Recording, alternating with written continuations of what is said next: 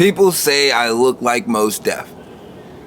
It's been nearly 4 years since I posted my first video on social media as Garden Marcus.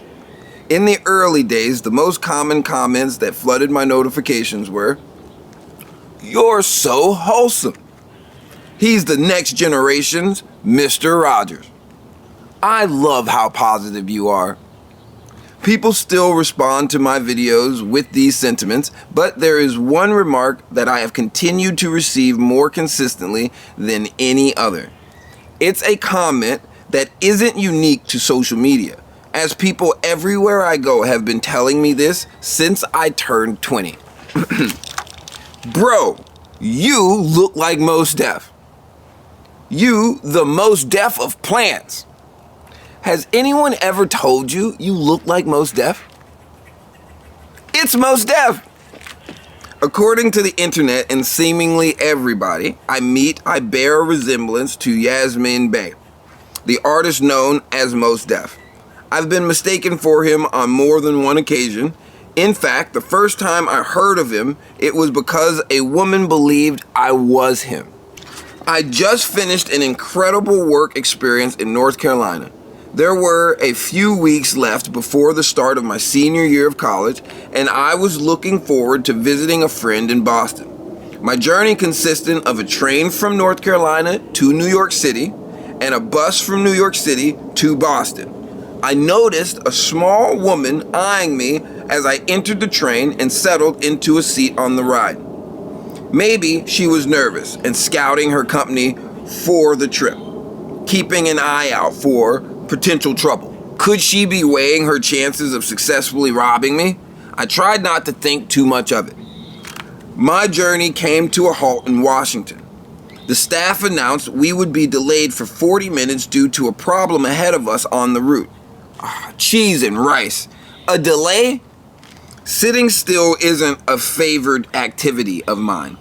The length of the train ride with an impending bus was already a test for me, but there was nothing to be done, so I journaled. The woman paced the train throughout our long stop, and whenever she got near me, she would stare me down.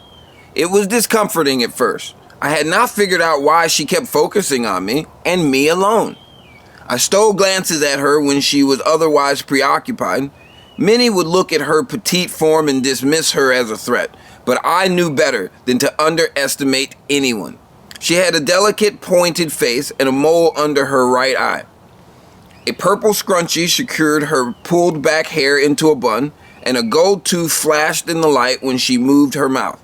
She reminded me of someone from home. I got off the train to get a change of scenery and some fresh air, and with my journal in hand. The 40 minutes the staff warned us had come and gone, and another couple hours of the delay had been announced. I wrote outdoors until the summer heat and my growing sense of restlessness sent me back on the train. As I stepped up the doors, the woman made her way through the door. She paused, her eyes wide. She searched my face. What could she be looking for? It was time to confront her. "Do we know each other?" I asked her. Maybe that's why she's staring at me. "Oh my God, it's Mos Def," she said excitedly, sunlight glinting off her gold tooth. "Who's Mos Def?" I responded, more confused than before. She walked off the train and sat on the bench I'd written from, lighting a cigarette. "Of course you gonna say, 'Who's Mos Def?' like you don't know."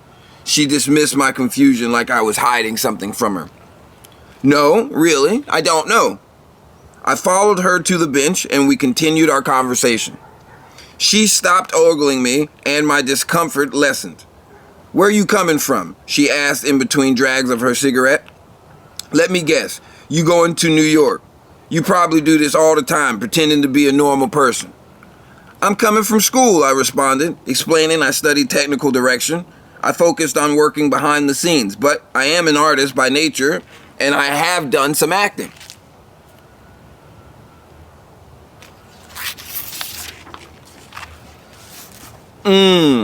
She looked at me knowingly, unsurprised. "And I've been writing poetry today," I said, holding up my journal. "Then let me hear it," she commanded. Apparently, this Mos Def of hers rapped and made hip-hop music. I figured once she heard my words, she'd realize how different we were.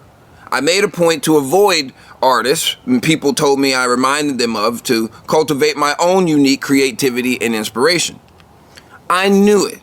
You sound just like him," she exclaimed when I finished. "You gotta come with me. They gonna love this."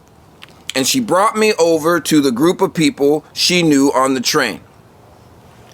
She had me share the poem again with the crowd. "What? It's Mos Def, little brother. You sound just like Def. I saw him in a concert. You have to know who Mos Def is." The group erupted in appreciation for my impromptu performance and disbelief at my claims to be unfamiliar with this artist they clearly respected. "What else you got, young buck?" a man encouraged me to continue.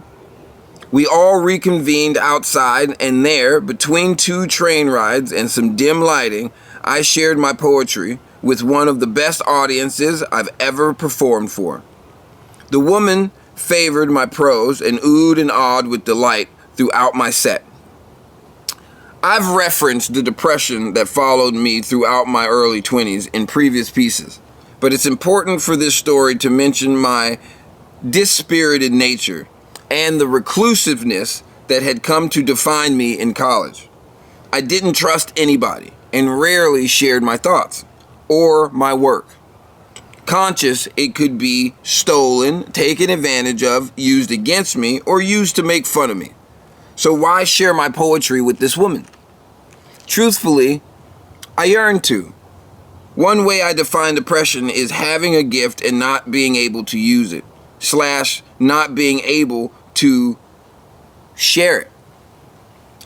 It was likely because she believed I was Mos Def, not a college student with a notebook, that she goaded me into my first reading. But she did not scorn me when I finished.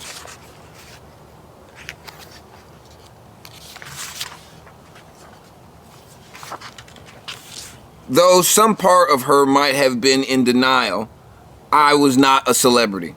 Albeit a couple years prior, similar to my conversation with the smelly man on the train in Chicago, I left the exchange encouraged and invigorated. Her friends and travel company had had no reason to listen to me or care about what I had to share, but they chose to engage me, and I chose to engage back.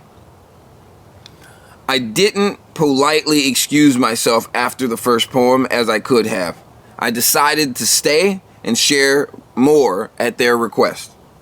I felt lighter with each reading, my heart opened to love and the shadows cleared from my mind. Through shared smiles and laughter, they offered me feedback and I listened eagerly. New words and lines coming to me faster than I could remember.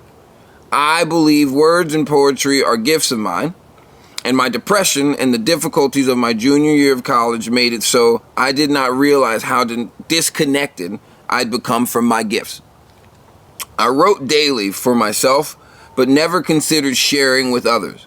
And not using my gifts to spark joy and promote community compounded the depression I had begun to feel. I had the chance to look up Mos Def later, and I realized I was familiar with a couple of his songs, but hadn't known who was behind them. I explored more of his work and learned we had more than looks in common. Not only does he make music, but he acts and he creates art across disciplines. I found his work is complex and thought-provoking. If I have to be confused with any artist, I don't mind it being Yasiin Bey. When I was down, a stranger asked me to share with her, and though I could have done without her off-putting stares, she redirected my energy from a trail of depression to a path of joy. The paranoia and reservations I'd felt toward other people in the past year had stifled my spirit from a bonfire to a candle, and the accompanying depression kept emotions like happiness and joy at bay. In sharing my gift, I remembered how good it felt to engage, learn, smile, and laugh with others. I began retraining myself to enjoy life and the company of others, and my senior year of college was infinitely better than the previous one.